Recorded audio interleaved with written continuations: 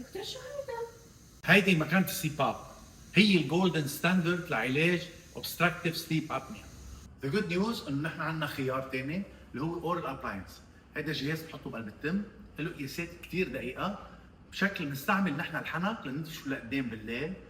كل هالانسجه المتعلقه بالحنك هون اللي عم تضغط على العصبيات الهوائيه بالليل بتريح العصبيات الهوائيه، بتقدم لقدام سو الشخص فيه يتنفس طبيعي ويرجع حياته الطبيعيه. سو الشخص اذا عنده obstructive sleep apnea ما عنده حل الا سي باب او الاورال ابلاينس، وايام بنعطيهم سوا.